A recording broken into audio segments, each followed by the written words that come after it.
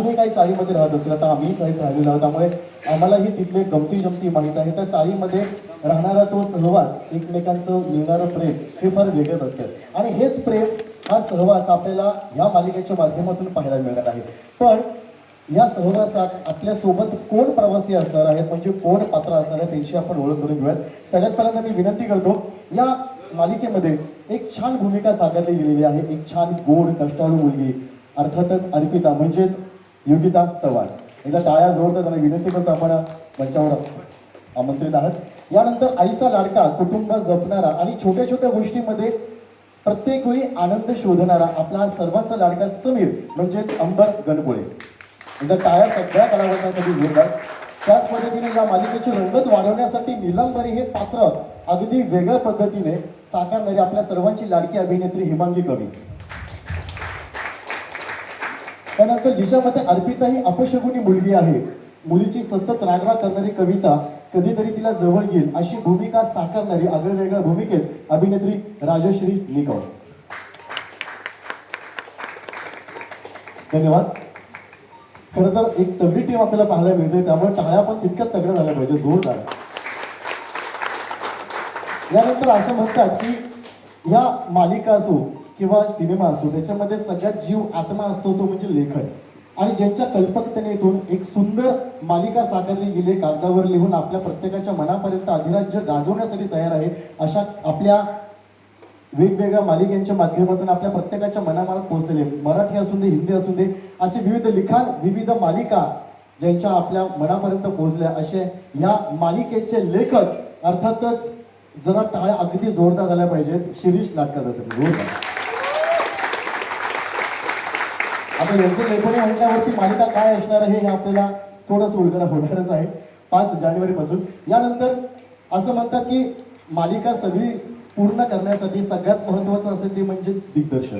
कारण की दिग्दर्शन चांगलं असेल तर मालिका अगदी तो आत्मा आपल्या प्रत्येकाच्या मनात पोहोचतो. अशा या मालिकेचे दिग्दर्शक जयंत पवार सर, इथं टाळ्या जोरदार. त्याच पद्धतीने हे सगळे साचा एका सुंदर मालिकेच्या माध्यमातून उतरवणं आणि त्या सगळ्यांचा एक बॅकबोन म्हणजे सगळ्यात मोठा पाठिंबा असतो तो म्हणजे निर्माता, अर्थात या मालिकेचे निर्माते विद्याधर पाठारे सर, इथं टाळ्या जोरदार. आपल्या सर्वांचं या सुंदर मंचावर स्वागत आहे. खरं तर सेट आपल्याच आहे, आपलीच माणसं आहेत आणि समोर बसलेली पत्रकार मंडळी सुद्धा आपलीच घरचे सदस्य आहेत.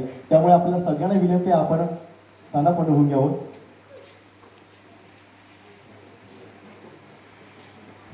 एक तगडी टीम आणि एक वेगळी फ्रेश लव्ह स्टोरी आपल्याला पाहायला मिळते. जाणून घेऊयात प्रत्येकाच्या पात्राबद्दल, या मालिकेबद्दल.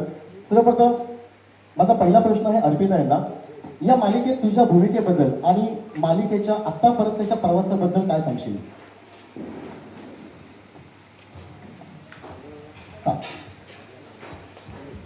बाईक चालू आहे. नमस्कार सगळ्यांना. मी अर्पिता पुरोहितचं कॅरेक्टर करते आणि अर्पिता ही अतिशय साधी, समंजस, घराची सगळी जबाबदारी तिने उचलली आहे आणि सगळ्यांना आपल्या घरातली वाटेल अशी ती अर्पिता आहे. सगळ्यांच्याच आयुष्यात प्रॉब्लेम्स असतात, तसे तिच्याही आयुष्यात काही प्रॉब्लेम्स आहेत, पण त्या सगळ्या खडतर प्रवासात सगळ्या प्रॉब्लेम्समधून तिने तिचा एक मार्ग शोधलेला आहे. सतत चेहऱ्यावर एक हसू ठेवून ती त्या सगळ्या प्रॉब्लेम्सना फेस करत असते. अतिशय सगळ्यांची लाडकी, म्हणजे चाळीतले जे सगळे आहेत त्या सगळ्यांची लाडकी, सगळ्यांना मदत करणारी अशी ती एक सगळ्यांसाठी उभी राहणारी, सत्यासाठी उभी राहणारी अशी अर्पिता आहे, जी जर तुम्हाला तुमच्या घरातली वाटली तर ते माझं यश असेल. पण आय एम शुअर तुम्हाला खूप आवडेल अर्पिता. वा. यानंतर माझा पुढचा प्रश्न समीर यांना. समीर हे पात्र साकारताना काय काय चॅलेंज फेस केलेस? कारण तू मुंबईचा नाही आहेस, त्यामुळे चाळ संस्कृतीबद्दल माहिती मिळवणं, छोट्या छोट्या गोष्टी आत्मसात करणं, हे सगळं कसं जमवलंस? मी पुण्यातला आहे बरोबर आहे, पण माझं आजोळ चाळीतलं होतं, कसबा पेठेतलं होतं. त्यामुळे मला तिथे तिकडचं प्रेम, तिकडची भांडणं, वादावादी कसं असतं, आपुलकी कशी असते हे माहिती होतं. पण या सिरियलच्या निमित्तानं मला ते एक्सपिरियन्स करायला मिळालं आणि मला JP सरांची खूप मदत होती त्यासाठी. ते छोटे छोटे मुद्दे मला सांगत असतात सीन करायच्या वेळेला, सो त्यांची हेल्प होती खूप मदत. वा. यानंतर पुढील प्रश्न आहे नीलंबरीसाठी. एक आगळं वेगळं कॅरेक्टर आपण घेऊन येणार. खूप काळाने तू मराठी मालिकेत दिसतेस, म्हणजे हा चेहरा बऱ्याच वेळेला आपण सगळ्यांनीच पाहिला, पण आज बऱ्याच काळानंतर हा चेहरा आपल्याला सन मराठीच्या माध्यमातून या मालिकेच्या माध्यमातून पाहायला मिळतोय. आणि ते वेगवेगळ्या आणि खास भूमिकेत आज तू दिसणार आहेस, म्हणजे आजपासून म्हणजे 5 जानेवारीपासून दिसणार आहेस. तर ह्या मालिकेसाठी तुझी प्रोसेस कशी होती? नमस्कार, माझ्या भूमिकेचं नाव नीलांबरी देशमाने आहे आणि नावातच मला वाटतं एक दम आहे, नीलांबरी देशमाने. जेव्हा मला प्रोडक्शनचा कॉल आला की असा एक सिरियल आम्ही करतोय आणि त्यात अशी अशी भूमिका आहे आणि तू मुळात खाष्ट भांडकोट अशी करशील का, तर मला ते खूप चॅलेंजिंग वाटलं. कारण का आत्तापर्यंत मी अशी खूप सॉफ्ट आई, अशी खूप काय म्हणतात रडवेलेली आणि मुलीचं दुःख समजून घेणारी अशीच मी आई केली होती. आणि यात मला रडायचं नव्हतं तर समोरच्याला रडवायचं होतं. तर ते चॅलेंजिंग वाटलं. आणि दुसरा प्रश्न माझा होता की कोण लिहितंय, आणि मला कळलं की शिरीष लाटकर लिहितंय. म्हटलं चल डन, तिकडे एक टिक झालं. जो प्रश्न होता मूळचा की मी पुन्हा मराठीमध्ये इतक्या दिवसांनी येते, त्याला माझा तिसरा मुद्दा होता की प्रोडक्शन कुठला आहे. प्रोडक्शन पाठारे आयरिस प्रोडक्शन आहे. हमखास आणि करेक्ट पैसे मिळतात यासाठी मी हो म्हटलंय. आणि चौथा माझा प्रश्न होता की डिरेक्टर कोण आहे, तर जयंत पवार. जेव्हा कळलं म्हटलं बस संपलाच, विषय संपला. मला कॅरेक्टर आवडलं होतं, कोण लिहितंय ते कॅरेक्टर ते कळलं होतं, कोणासाठी आपण हे करतोय हे कळलं होतं, कोणा कर्वे होणार आहे हे कळलं होतं आणि कोणासाठी करतोय. तर मला 5वा मुद्दा माझा हा होता की कुठल्या चॅनलसाठी करतोय, आणि सन मराठीसाठी करतोय आपण. आणि आत्ता मला कळलंय की सन मराठी बूमला आहे आणि त्याच्यावर दिसणं माझ्यासाठी खूप भाग्याचं आहे. त्यामुळे या 5 मुद्द्यांसाठी मी सिरियलला हो म्हटलं. आणि आता करता करता एक 7-8 दिवस झालेत. चॅलेंजिंग हे आहे की हे कॅरेक्टर मी कधीच केलं नव्हतं आणि माझा मूळ स्वभावसुद्धा असा नाही आहे. सो मला ते करताना एक डेव्हलप करावं लागतं, मला ते क्रिएट करावं लागतं आणि ते करताना खरंच मजा येते. कारण मला नेहमीच काहीतरी वेगळं, काहीतरी चॅलेंजिंग करायला आवडतं आणि ते करायला मला मिळतं.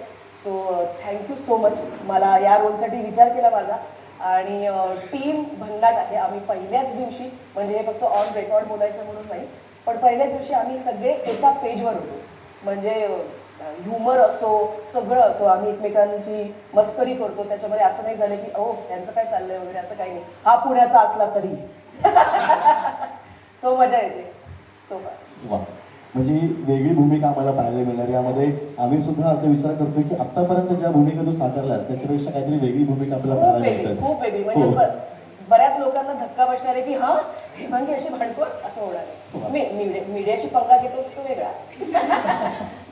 छान, अगदीच बरोबर म्हणाला तुम्ही. सुरुवातीला पहिलं पाहिलं की प्रोडक्शन कोणतं आहे, डिरेक्टर कोण आहे, की लेखक कोण आहे, कारण की हे मेन बॅकबोन झाले. तर मी बोलणार आहे शिरीष दादांकडे. लेखनाबद्दल काय म्हणावं आपल्याला दादा?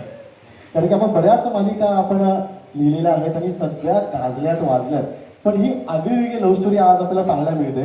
परंतु सध्या टीव्हीच्या प्रेक्षकांना खूप हेवी ड्रामा पाहायची सवय झाली असं म्हणतात. तर तुम्ही अशा काही मालिका लिहिताय, पण त्या मालिकेच्या निमित्ताने खूप काळाने इतकी सुंदर सॉफ्ट लव्ह स्टोरी पाहायला मिळणार आहे. तर या गोष्टीचा उगम नेमका कसा झाला? नमस्कार. या गोष्टीचा उगम होण्याचं सगळं श्रेय जे आहे ते सन मराठीला जातं, सन मराठीच्या टीमला जातं. याचं कारण जसं तुम्ही आत्ता म्हणालात की एक विशिष्ट प्रकारचं नाट्य आत्ता टेलिव्हिजनवर दिसतंय, तेच यशस्वी होतं. आणि अशा परिस्थितीमध्ये एक वेगळा मार्ग चोखाळायचा हे खूप कठीण असतं, आव्हानात्मक असतं.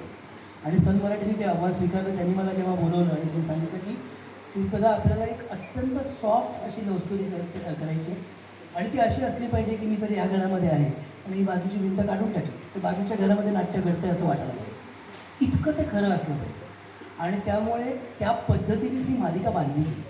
मला असं वाटतं की ह्या मालिकेची ताकद ही आहे की ही मालिका खूप साधी आहे आणि साधेपणामध्ये नाट्य पण असतं, साधेपणामध्ये सौंदर्य पण असतं. आणि मुळात ते सौंदर्य आपल्या खूप जवळच असतं, कारण इतर कुठल्याही फिक्शनल मालिकेमध्ये ड्रामा क्रिएट करावा लागतो. या मालिकेमध्ये जे नाट्य आहे ते नाट्य तुमच्या आमच्या घरातलं नाट्य आहे. जसं आता अर्पिता आमची म्हणाली की ती प्रत्येकाला आपल्या घरातली वाटेल, तशी ही गोष्ट कदाचित प्रत्येकाला आपल्या घरामधली वाटेल. डेफिनेटली या मालिकेत पण कॉन्फ्लिक्ट आहे, कारण कॉन्फ्लिक्टशिवाय मालिका होऊ शकत नाही. पण तो कॉन्फ्लिक्ट जो तो खूप खरा आहे, खूप रिलेटेबल आहे.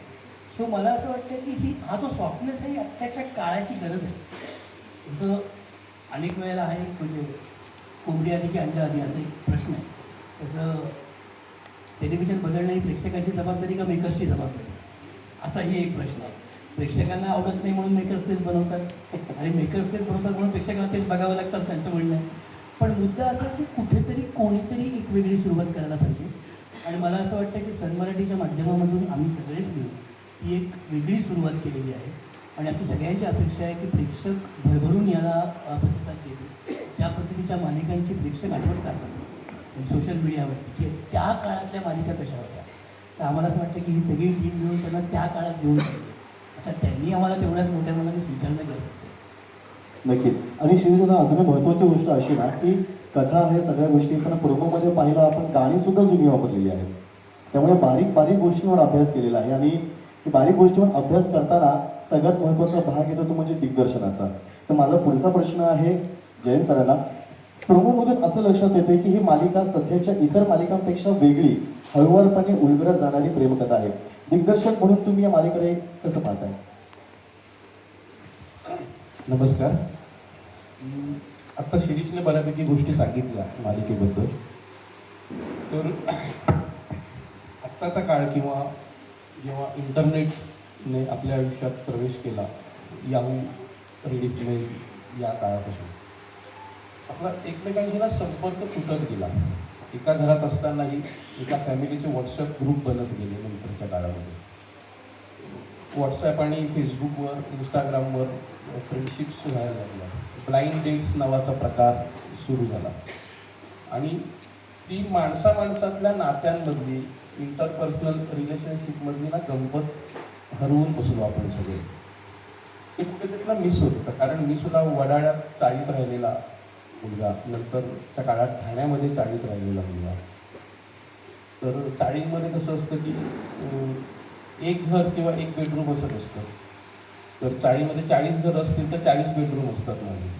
मी कोणाच्याही घरात जाऊ शकतो, कोणाच्याही घरात काही खाऊ शकतो, कोणाशी काही सुखदुःखाचं बोलू शकतो. हे जे सगळं होतं ना, आता माझ्या बाजूच्या फ्लॅटमध्ये कोण राहतं हेही मला माहीत नसतं. या सगळ्या गोष्टींना आयुष्यात मिस होत होत्या सगळ्या. या मालिकेत काय आहे की या मालिकेत याच गोष्टी सगळ्या आपण पुन्हा दाखवण्याचा प्रयत्न करतो की माणसं माणसांशी कशी जोडली गेलेली असतात, मैत्री कशी असते, नाती कशी असतात, आई मुलाचं नातं, आई मुलीचं नातं, बाप मुलाचं नातं, बाप मुलीचं नातं, भावा बहिणींचं नातं, हे नातं कसं एकमेकांशी कुठल्या धाग्याने बांधलेलं असतं आणि ते इतकं घट्ट प्रेमाचं नातं असून सुद्धा त्यामध्ये कॉन्फ्लिक्ट असतात छोट्या छोट्या गोष्टींवरून. म्हणजे अगदी डोमेस्टिक प्रॉब्लेम असतात, अगदी छोटे छोटे प्रॉब्लेम असतात. कणव्याचा एक दात का तुटला पासूनचे आपले प्रॉब्लेम असू शकतात. म्हणजे आपण युक्रेन आणि रशियाचं युद्ध कधी थांबणार एवढ्या मोठ्या प्रॉब्लेमवर नाही बोलत, कारण तो आपल्या आयुष्याचा भाग नाही. आपल्या आयुष्याचा भाग हाच आहे की साखर संपली, आणायला कोण जाणार, प्रत्येक वेळेला आईनेच जायचं का, हे प्रॉब्लेम्स असतात ना घरातले. तर हे प्रॉब्लेम्स खूप गोड असतात, छान असतात. ह्या प्रॉब्लेम्समध्ये ना गंमत असते, मजा असते. आता आईशी वाद झाला, पुढच्या सेकंदाला आई म्हणते चल मला बाहेरपर्यंत सोड, हा चल चल आई रिक्षाने चल, चालत नको, संपला वाद. ही जी नात्यांमधली हळूवार गंमत आहे ना, ती गंमत कुठेतरी ना मिस होत होती. आणि ही मालिका जेव्हा विचारलं मला तेव्हा गोष्ट ऐकली शिरीषची. कारण मी शिरीषचा आणि माझा संबंध बालपणापासूनचा आहे तसा, आणि मी त्याच्या लेखनाचा तेव्हापासूनचा फॅन आहे. म्हणजे तुम्हाला खोटं वाटेल, 1998 सालच्या त्याच्या पेपरमधल्या लेखनाची कात्रणं आजही आहेत माझ्याकडे. इतकं मला त्याचं लिखाण आवडतं. आणि त्याने जे लिहिलंय ते इतकं छान आणि गमतीशीर होतं की ते करायला खूप मजा येणार होती. आणि माझ्या नशिबाने म्हणजे कुठे नवस केलं माहीत नाही, मला कलाकारांची टीम इतकी उत्तम मिळाली ना की अरे ह्याच्यावर खूप मेहनत घ्यायची आहे, ह्याच्यावर खूप मेहनत घ्यायची आहे असं नाही आहे. ते सगळे ॲक्टर्स आहेत. त्यामुळे त्यांना सांगितलं की त्यांना माहिती आहे काय करायचं आहे आणि प्रत्येकजण पॅशनेटली काम करतोय. म्हणजे मी सगळ्यांना ग्वाही देतो की आता नवीन शो आहे म्हणून पॅशनेटली काम करतील असं नाही. तर त्यांनी मला प्रॉमिस केलं की जितके वर्ष शो चालेल तितकी वर्ष प्रत्येक सीन ते तेवढ्याच पॅशनेटली करतील, कारण आपण देणं लागतो ऑडियन्सचं. तर त्यांच्यासाठी आपल्याला ते करावं लागेल, हे सगळ्यात महत्त्वाचं. दुसरं, चॅनल आणि चॅनलमधली माणसं मला इतकी गोड मिळालीत ना सगळी की सर तुम्ही करा, आम्ही सपोर्टला उभे. जनरली आपण काय ऐकता, अरे यार चॅनलवाले, पण पल्लवी असेल, रुजुता असेल, ओंकार, दीपक सर इतके सपोर्टला उभे आहेत ना की जे बी तू कर, तू छान कर, छान दाखव. आणि त्यांना ते आवडत आहे, ते सपोर्ट करतायत, ते त्यांच्याकडून काही सजेशन्स देत आहेत आणि मिळून काम करतोय आम्ही. टीम म्हणून काम करतोय आम्ही. मध्येच काही वाटलं तर मी शिरीषला एनी टाइम फोन करतो. तर दिवसातल्या 24 तासात 48 मीटिंग करणारा माणूस तरी सुद्धा फोन उचलतो. तर ती गंमत येते. आणि दुसरं की मी साधारण वर्षभरानंतर घरी परत आलो ना आयरिशमध्ये. तर आयरिशची टीम म्हणजे आता काय सर बसलेत किंवा मनीष बसलाय म्हणून नाही बोलत आहे. काम करण्याचा एक कम्फर्ट असतो. म्हणजे पहिल्या दिवशी सुद्धा शूटिंगच्या वेळेत सुरू झालं काम. हे होत नाही जनरली. आणि कुठलाही केओस नव्हता. शांततेत दिग्दर्शकाला दिग्दर्शकाचं काम करता यावं असं वातावरण सेटवर असावं यासाठी प्रयत्न करणारे आमचे निर्माते विद्याधर पाठारे आणि आमचे बॅकबोन मनीष दळवी ह्यांच्यामुळे खूप सुसह्य होतं काम करणं. आणि त्यामुळे एक चांगला शो देण्यासाठी, चांगला सीन क्रिएट करण्यासाठी जेवढे एफर्ट्स द्यावे लागतात तेवढे एफर्ट्स मला दिग्दर्शक म्हणून देता येतात, इतर गोष्टींमध्ये लक्ष न घालता.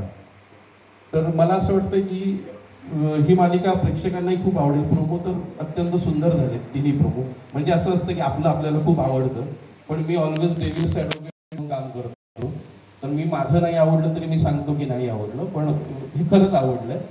खूप छान झालंय सगळं आणि लोकांना ते आवडेल. आणि जो एसेन्स अपेक्षित होता लेखकाला आणि चॅनलला, तो सुगंध, तो वास, तो अरोमा आपल्याला प्रोमो बघताना येतोय असं मला वाटतंय. बाकी तुमची मतं तुम्ही सांगा. ऑडियन्सने तर सांगितलंय 1 मिलियन व्ह्यूज देऊन. बस इतकंच. बाकी थँक्यू. नक्कीच सर, तुम्ही आता म्हणाला की प्रत्येकाची साथ तुम्हाला व्यवस्थित आणि छान मिळालेली आहे. म्हणूनच मालिकेचं नाव कदाचित अनोळखी तरी सोबती. कारण की ही सोबत जेव्हा एकत्र येते तेव्हा काहीतरी चांगलंच निर्माण होतं आणि ते आपल्याला प्रोमोच्या माध्यमातून दिसलंच आहे. एवढं प्रेक्षकांचं प्रेम आपल्याला मिळालेलं आहे. आणि आता तिसरा बॅकबोन महत्त्वाचं म्हणजे निर्माता. कारण की निर्माता होणं सोपं नाही आणि एवढी सुंदर कलाकृती आपल्या हातून घडते, खूप आनंद होतोय. म्हणून तुम्हाला प्रश्न विचारावा असं वाटतंय. इतके छान कलाकार, उत्तम लेखक आणि दिग्दर्शक या मालिकेच्या निमित्ताने एकत्र आले आहेत. निर्माता म्हणून ही मालिका उभं करणं तुमच्यासाठी किती आव्हानात्मक आहे? नमस्कार. खरं तर प्रामाणिक असणं मला महत्त्वाचं आहे. माझा मनीष आहे ना, ही माझी ताकद आहे. मी रिक्वेस्ट करतो मनीषने जरा स्टेजवर यावं. येस. मनीष सर या.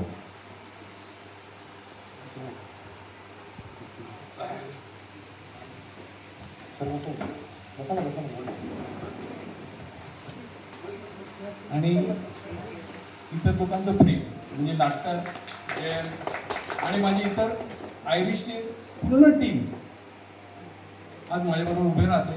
मी कुठेही असलो तरी इकडे काम होणारच याची पूर्ण खात्री असते. मी रिक्वेस्ट करतो मनीषला. सॉरी, मला फार बोलता येत नाही आणि मी प्रिपेअर पण नव्हतो. फक्त एवढंच सांगून की काम करायला खूप मजा येते. वेगळा शो आहे, वेगळा प्रयत्न सन मराठी करून. टीम आमची जुनीच आहे. म्हणजे आम्ही बरीच वर्ष काम केलेलं आहे सगळ्यांनी एकत्र. आणि सगळे एकत्र आम्ही जमून आलो या शोच्या निमित्त आणि एक वेगळा शो देण्याचा आम्ही प्रयत्न केला आहे आणि नक्की तुम्हाला आवडेल याची खात्री देतो. आणि बाकी तुम्ही ठरवा. अगदी मनापासून आभार. यानंतर पुढचा प्रश्न माझा आहे अर्पितासाठी. तू स्वतः काही वर्ष चाळीत राहिली आहेस. त्या अनुभवांचा या पात्रासाठी कसा उपयोग झाला? हो, मी मुळात ठाण्याची आहे. ठाण्याच्या संबंध या एरियात मी लहानाची मोठी झाली. त्यामुळे आयुष्यातली 20 वर्ष मी तिथे राहिले. त्यामुळे इथे या सेटवर आल्यावर पहिल्यांदा तर मला खूप असं नॉस्टॅल्जिक फील झालं. आणि जसं म्हणजे इतका सुंदर सेट बनवलं आहे की प्रत्येक दाराच्या बाहेरची पाटी, परत किचनमध्ये गेलं तर तो ओटा, ते सगळं बघून ना मला आठवलं आमचा वनरूम किचन आठवला. त्या वनरूम किचनमध्ये आम्ही 6 जण राहायचो आणि तरीसुद्धा आयुष्य इतकं सुंदर होतं तिथे. काहीच कंप्लेंट्स नाही, कारण माहीतच नव्हतं ना बाहेरचं जग काय, कसली लक्झरी काय. त्यामुळे त्याचा फायदा इथे खूप होतो. मला वाटते मालिकेत तर होतोच, पण इन जनरल मला आयुष्यातही त्याचा खूप फायदा होतो. आमच्या चाळीत गुजराती खूप फॅमिलीज राहायच्या, त्यामुळे मी तिथे लहानाची मोठी झाल्यामुळे मला गुजराती येतं आणि त्याचा मला माझ्या करिअरमध्ये खूप फायदा झाला आहे. सगळ्यांचे Kannada family, Tamil family, Christian family, सगळ्यांचे कल्चर ना ते कळले आम्हाला. की जसं सर बोलले की दार बंद नसतं कधी चाळीतल्या घरच्यांचं, कोणीही कोणाच्याही घरी असतं आणि आईला माहीतही नसायचं की मी कुठे बसली आहे. त्यामुळे त्याचा इन जनरल आयुष्यात खूप फायदा होतो. आणि ऑफकोर्स जे जी सर आहेत मदतीला आणि शिरीष सरांनी ते कॅरेक्टर इतकं सुंदर लिहिलंय ना, कधी कधी मलाच डाऊट येतो की इतकं चांगलं कोणी असतं का, इतकी सेल्फलेस असते का मुलगी, पण असते. आणि ही या मुली मी पाहिल्या आहेत, मी माझ्या चाळीत या मुली पाहिल्या आहेत, मी माझ्या बहिणींमध्ये अर्पिताला पाहिलं आहे. तर खरंच असतात. आणि ते माझं चॅलेंज आहे आणि माझ्यावरती मोठी जबाबदारी आहे की मला ते तितक्या ऑनेस्टली प्रेझेंट करता आलं पाहिजे. आणि त्यासाठी ऑफकोर्स जे पी सर आहेत. आणि खूप मजा येते खरं तर आणि काम करायला, कारण सगळेच कलाकार जे आहेत, आता हिमांगी आहे, अंबर आहे, तुम्ही जेव्हा नवीन शो घेता ना, सगळ्यांनाच एक भीती असते पहिल्या दिवशी आपल्याला जमेल का. पण जेव्हा सगळे कलाकार, प्रोडक्शन, दिग्दर्शक सगळे जेव्हा तुम्हाला कम्फर्टेबल करतात ना, तेव्हासाठी नाही हे आपल्याला जमेल आणि मजा येईल.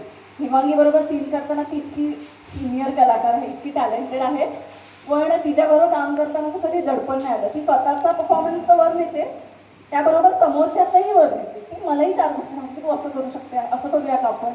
त्यामुळे ते खूप असं एक फॅमिली बनली आहे. 25 दिवसच झालेत आम्हाला एकत्र काम करून, पण एक कुटुंब तयार झालं आहे आमचं आणि मला फार मजा येते करायला. वा. माझा पुढचा प्रश्न आहे समीर, म्हणजे आपल्या मालिकेतला ग्रीन फ्लॅग याच्यासाठी. समीर आणि अंबर यांच्यात काय साम्य आहे? मालिकेत दिसणारा समीर नक्की कसा आहे? समीर सरकार शांत आहे आणि मला पटकन राग येत नाही, त्यामुळे सिमिलॅरिटीज म्हणायला गेलं तर फारशा अशा नाही आहेत, तफावतच खूप आहे दोघांमध्ये. मी कधी चाळीत राहिलो नाही, मला हे कल्चर कधी माहिती नाही, काही माहिती नाही, त्या निमित्ताने ते बघायला मिळतं. आणि फार असं काही अजून सापडलं नाही. आम्ही जसं पुढे करत जाऊ तसं सापडत जाईल असं मला वाटतं. वा, खूप छान. यानंतर निलंबरी यांच्यासाठी प्रश्न आहे. या मालिकेतल्या बऱ्याच कलाकारांसोबत काम करण्याचा तुझा पहिलाच अनुभव आहे, तर या टीमबद्दल काय सांगशील? तसं म्हटलं तर नाही, पहिल्यांदा म्हणजे अंबर बरोबर ॲक्च्युली हो, पण असं वाटत नाही. आता सोशल मीडियामुळे ना इतके ओळखीचे होतो, एक एक काय म्हणतात, पर्सनॅलिटी ट्रेट्स कळतात आपल्याला. सो असं कधी वाटलं नाही की अरे बापरे ही काहीतरी वेगळी व्यक्ती आहे आणि ह्याच्याबरोबर मी आता कसं करून घेऊ. मी म्हटलं, जसं मगाशी म्हटलं, पहिल्या दिवशी आम्ही सगळे एका पेजवर आलो होतो. म्हणजे मी जे पी सरांना खूप वर्षांपासून ओळखते, खूप म्हणजे आपण सुद्धा बालमित्र. शिरीष सरांचं तर मी पहिलं नाटक केलं 2003ला. सो ते ओळखीचे आहेत. Same with iris production, Vidyadhar sir, माझी पहिली सिरियल. हो हो हो. राजेश्वर निकमला मी कधीपासून, योगेश दीक्षित हो ठीक आहे, एक मिळाला त्यांना प्रोमो. योगेश केळकर, त्याला तर म्हणजे त्याने लाईट्स केलेत माझ्या नाटकासाठी आणि एकांकिकेसाठी. आणि हे सगळेच मला असं अनोळखी कोणीच नाही वाटलं, सगळेच सोबती वाटले. वा वा, प्रमोशन करून जा. याच्यानंतर माझा पुढचा प्रश्न खास शिरीष दादासाठी. तू अनोळखी तरी सोबती हे टायटल ऐकून गोष्ट नेमकी काय असेल याची उत्सुकता सगळ्यांनाच वाढलेली आहे, पण या गोष्टीचा गाभा नेमका काय? सगळ्यात आधी हे जे टायटल आहे ह्याची एक गोष्ट आहे. म्हणजे आम्ही लिखाणाला सुरुवात केली, शो बांधायला घेतला आणि त्यानंतर आम्ही बरेच दिवस शीर्षक काय असेल म्हणून आम्ही प्रयत्न करत होतो, आम्ही स्ट्रगल करत होतो. अनेकांकडनं अनेक विकल्प आले, पण कुठलाही मनाला पटत नव्हता. आणि थोडीशी पॅनिक सिच्युएशन होती की आता काय करायचं. आणि एक दिवस मी स्क्रीन प्ले वाचायला म्हणून सगळे आम्ही जमलो होतो आणि एक एपिसोड मी वाचत होतो आणि त्याच्यामध्ये एक प्रसंग होता. पण तो प्रसंग वाचत असताना त्याच्यामध्ये हे वाक्य होतं, तू अनोळखी तरी सोबती. आणि मी फ्लोमध्ये वाचत होतो आणि मी वाचता ते वाक्य बोललो आणि माझ्या नकळत या सगळ्यांच्या नजरा एकमेकांकडे गेल्या, चॅनल्स, प्रोडक्शन हाऊस, सगळ्यांच्या. आणि मला कळलंच नाही आणि सगळे एकमेकांकडे बघून हसतायत, स्माईल करतायत. आणि मला वाटलं की चुकलो की काय वाचताना.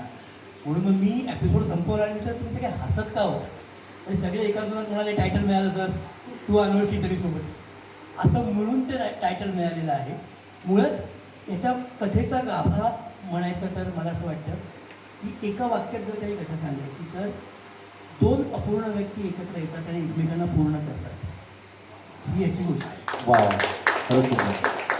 की ह्या जगात कोणीच परफेक्ट नाही आहे. प्रत्येकामध्ये काहीतरी दोष आहेत, काहीतरी फ्लॉज आहेत, काहीतरी अवगुण आहेत. परंतु तरीसुद्धा आपण जेव्हा एकमेकांबरोबर चालायचा निश्चित करतो त्यावेळेला त्याला आहे तसं स्वीकारणं आणि आपल्या चांगुलपणाने त्याच्यामध्ये ते बदल घडवून आणणं आणि आपला प्रवास पुढे नेणं अशा पद्धतीचा गाभा असलेली ही कथा आहे. कथा मी जास्त डिस्क्लोज करणार नाही, ओपन करणार नाही, कारण ती बघण्यात जास्त गंमत आहे. आणि जसं मी सांगितलं जे खूप साधं असतं ते बघण्यात गंमत असते, अनुभवण्यात गंमत असते. सो ही कथा अनुभवण्यात गंमत आहे. पण थॉट जो आपण त्याला स्पाईन थॉट म्हणतो किंवा मुख्य मुद्दा, मूळ मुद्दा म्हणतो, तो हा आहे की दोन अपूर्ण व्यक्ती एकत्र येतात आणि एकमेकांना पूर्ण करतात. वा वा, तसे आपण सगळे अनोळखी असून एकत्र येणं आज पूर्ण झालं असं म्हणूयात. यानंतर माझा पुढचा प्रश्न आहे, अर्थात अर्पिताची आई म्हणजे कविता तुमच्यासाठी या मालिकेतील तुमच्या भूमिकेबद्दल काय सांगाल? नमस्कार. आधी मी सन टी व्हीचे खूप आभार मानते, कारण सन टी व्हीची माझी दुसरी मालिका आहे. ही संधी दिल्याबद्दल खरंच मनापासून आभार मानते. तसंच मी आयरिश प्रोडक्शनचेही आभार मानते, कारण त्यांनी मला ही दुसरी संधी दिली त्यांच्या प्रोडक्शन हाऊसमध्ये काम करायची. त्यामुळे मनापासून आभार. माझ्या कॅरेक्टरचं नाव आहे कविता निशिकांत पुरोहित. आणि ही कविता थोडी कटकटी आग्रही आहे, पण ती अगदी परिस्थितीमुळे आहे. तिला 3 मुलं आहेत, नचिकेत, एक मधली मुलगी आणि तिसरी माझी मुलगी. मधली मुलगी मी तिचं नाव घेऊ इच्छित नाही, कारण मी ना देवभोळी आहे आणि मी शुभ अपशकुन मानणारी पाहिजे. आणि असं काही घडलंय की माझं कुटुंबच विस्कटलं तिच्या जन्मामुळे. त्यामुळे माझा तिच्यावर प्रचंड राग आहे. आणि हे नेहमी म्हणतात की नाही तो योगायोग, पण माझा अजिबात त्याच्यावर विश्वास नाही आहे. ती अपशकुनी आहे आणि तिच्यामुळे ती जेव्हा या घरातून जाईल ना तेव्हाच माझ्या घरावरचं ग्रहण निघेल. कारण मला माझ्या कुटुंबाची काळजी आहे, माझं कुटुंब व्यवस्थित राहणं ही माझी तळमळ आहे. त्यामुळे हे जर ग्रहण गेलं तर माझं कुटुंब सुखी राहील. हे माझं कॅरेक्टर आहे. हे मी प्रामाणिकपणे करायचा प्रयत्न नक्की करेन. आणि ह्याच्यात मला म्हणजे खरंच आमचे डिरेक्टर सर JP सर यांनी खूप मदत केली आहे. कारण जरी कॅरेक्टर असं वाटलं की नाही खूप आधी मला असं वाटलं होतं की नाही एक निगेटिव्ह कॅरेक्टर आहे, पण जसजसं मी करत गेले तसं त्यांनी मला त्याचे पैलू सांगितले तेव्हा ते मला तितकं इंटरेस्टिंग आणि चॅलेंजिंग वाटायला लागलं. कारण एक आई जी मुलीला जन्म देते आणि तिचा राग करणं हे मी मुळात आई असल्यामुळे मला ना ते आधी पटत नाही ते करताना, पण ते मला कन्व्हिन्सिंगली करायला सर खूप मदत करतात. आणि खरंच टीम खूप छान आहे, खूप छान लिहिलेलं आहे, खूप छान सीन येतात आम्हाला करायला. आणि खूप सो की आम्ही खूप प्रामाणिकपणे त्याच्यासमोर सिरियल खूप छान काही. मी विनंती करतो पत्रकारांना आपल्यापैकी काही प्रश्न असेल तर आपण त्यांच्यापर्यंत पोहोचवायचे आहे.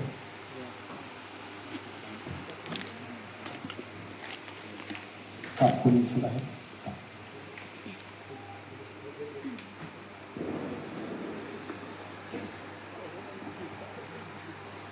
नमस्कार. माझा पहिला प्रश्न जयंत सरांना आहे. ॲज अ दिग्दर्शक जेव्हा एखादी मालिका सुरू होते, नवीन मालिका, तेव्हा त्या मालिकेत सुरुवातीला जो चार्म असतो तो कायम असतो. ते सातत्य टिकवण्याचा आपण काय वेगळा प्रयत्न करणार आहे? कारण नंतर मालिकांमध्ये थोडा बदल येतो. सो हा चार्म कायम ठेवण्यासाठी आपण काय वेगळे प्रयत्न करणार आहोत? मालिकेचा चार्म आणि मालिकेची क्वालिटी टिकवण्यासाठी वेगळा प्रयत्न नाही करावा लागत. फक्त कंटाळा करायचा नसतो. नंतर कंटाळा यायला लागतो ना, तो करायचा नसतो. किंवा चला खरं टेलिकास्टला पाठवायचं वगैरे सगळं दिवसाला 40 मिनटं 50 मिनटं फुटेज काढायचं वगैरे. या गडबडीमध्ये बऱ्याचदा शोच्या क्वालिटीवर परिणाम होतो. म्हणजे प्रामाणिकपणे काम सगळेच करतात, पण एक जो त्यासाठी प्रयत्न करावा लागतो ना, त्या प्रयत्नांमध्ये आपण नंतर कमी पडत जातो. जसं मी म्हटलं ना, यांनी प्रॉमिस केलंय सगळ्या कलाकारांनी. शेवटी काय आहे ना, बऱ्याचदा काय होतं की कलाकार लेखक दिग्दर्शकाच्या पाया पडतात, पण माझं म्हणणं आहे की लेखक दिग्दर्शकांनी कलाकारांच्या पाया पडलं पाहिजे की बाबा आम्ही जे ठरवलं ते तुम्ही पडद्यावर मांडणार. बाकी आमच्या हातात काय आहे त्यानंतर. म्हणजे असं नाही की मी दिग्दर्शक आहे तर मी हेमांगी कवीच्या ऐवजी कोणाला घेऊन काम, असं नसतं ना. आम्हाला जे पात्र दिसतंय आणि जो कलाकार ते पात्र खणखणीतपणे पोहोचवू शकतो अशाच माणसाचं कास्टिंग करतो ना आपण. त्यांना तेवढे पैसेही देतो आपण. हा त्याला गमतीचा भाग. पण त्यासाठी विशेष प्रयत्न नाही करावे लागत. फक्त कंटाळा सोडला आणि पॅशन तुमचं ठेवलं, तुम्ही त्या गोष्टीमधला इंटरेस्ट कायम ठेवलात तुम्ही प्रत्येक सीनमधला, प्रत्येक सीन हा माझ्या आयुष्यातला पहिला सीन आहे, चांगला झाला तर, आणि वाईट झाला तर शेवटचा सीन आहे माझ्या आयुष्यातला, करिअरमधला. असं जर मनाशी ठरवलं आपण तर आपलं काम चांगलं होतं असं मला वाटतं. त्यामुळे मला असं वाटत नाही की काहीतरी वेगळे एफर्ट्स घ्यावे लागतील, कारण प्रत्येक दिवस हा सेम आहे आणि शो नवीन असतो, आपण नवीन नसतो ना, आपण तर कामं केलेली माणसं आहोत. तर आपण प्रत्येक दिवस हा पहिला दिवस आहे असं समजून जर काम केलं तर शेवटच्या एपिसोडपर्यंत चांगलं काम देऊ शकू. थँक्यू. धन्यवाद. पुढील प्रश्न.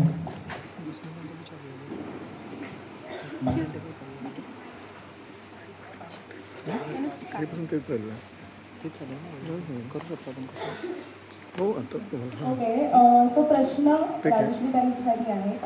राजश्री मॅम, ॲक्च्युली तुम्ही आत्तापर्यंत अनेक भूमिका केल्या आहेत, आईच्या भूमिका बऱ्याच वेळेला निभावलेल्या आहेत. प्रत्येक वेळेला एक साधी भोळी आणि खूप अशी समजून घेणारी आई तुम्ही केली आहे, पण ही आता खाष्ट आई आहे. काय वाटतं ही भूमिका करताना, आणि मुळात प्रेक्षकांना ही खाष्ट आई जमेल का? कारण आत्तापर्यंत आम्ही प्रेमळ, गोड, साधी भोळी आई प्रेक्षकांना खूप आवडलेली. नक्कीच आवडेल, कारण आम्ही प्रयत्न तोच करतोय. आणि आवडेल का हा प्रश्न नाही, आवडलीच पाहिजे ह्याच्यानेच मी काम करणार आहे, कारण ते माझं काम आहे ते, की माझी ही खाष्ट भूमिका सुद्धा लोकांना आवडली पाहिजे. तेवढंच मी. धन्यवाद. अजून कोणाचे प्रश्न? माझा प्रश्न योगिताला आहे. मालिकेत खूप आवाज येतच का वाटत असतो सगळ्यांना? हा प्रश्न खरं तर सगळ्यांनाच पडलेला आहे. नाही, तो एक सस्पेन्स आहे, ठीक आहे, आणि खूप गोड त्याच्यामागे एक कारण आहे. तुम्हाला सिरियल तुम्ही बघाल तेव्हा तुम्हाला कळेल की त्याच्यामागचं काय कारण आहे. आता मी जो सांगितलं तर मध्ये टीव्हीमध्ये, पण खूप गोड त्याच्यामागे एक कारण आहे आणि मला नक्की आवडते. धन्यवाद. अजून कोणाचे प्रश्न आहेत का? धन्यवाद. बरं, आता एक ही आठवण एक छान आपण कॅमेऱ्यामध्ये कैद करणार आहोत, त्यामुळे सगळ्यांना विनंती आपण छान उभं राहून ही आठवण आपण आपल्या कॅमेऱ्यात कैद करूया. त्यात एक विनंती होती अँकर सर, हां. मला जरा सगळ्या आपल्या प्रिन्सिपल कॅरेक्टर्स आहेत त्यांची एकदा ओळख. हो, नक्की नक्की नक्कीच. मी विनंती करतो, इथून आपण सुरुवात करूयात माईक, कारण हे खरं तर आपल्या फॅमिलीमध्ये म्हणजे कुटुंबामधले महत्त्वाचे सदस्य आहेत, त्यामुळे प्रत्येकाची ओळख करणं ही गरजेचं आहे. नमस्कार, माझं नाव उदय साहेब. या सिरियलमध्ये मी निशिकांत पुरोहित म्हणजे अर्पिताचे बाबा हे कॅरेक्टर करतोय. नमस्कार, मी सचिन देशपांडे. या मालिकेमध्ये मी नचिकेत पुरोहित नावाचं पात्र साकारतोय, अर्पिताचा मोठा भाऊ. थँक्यू. नमस्कार, मी ऐश्वर्या पाटील माचकर. मी कल्याणी पुरोहित हे कॅरेक्टर प्ले करते आणि मी अर्पिताची वहिनी आहे. थँक्यू. मी निष्का कुलकर्णी, मी हिरोईनची भाची आहे. सुंदर ओळख. हॅलो, मी अमृता माळवतकर. मी रेणुका हे कॅरेक्टर करते, म्हणजे समीरची मोठी बहीण. नमस्कार, माझं नाव अगस्त्या अस्मिता पाटील, मी श्रेयस रोल करते. खूप छान. मी रेणुकाचा मुलगा. डायरेक्ट रेणू आणि हिरोचा भाचा. नमस्कार, माझं नाव अथर्व मराठे. मी सलील देशमाने हे कॅरेक्टर प्ले करतोय, म्हणजे अंबरचा लहान भाऊ आणि मंगीताईचा मुलगा.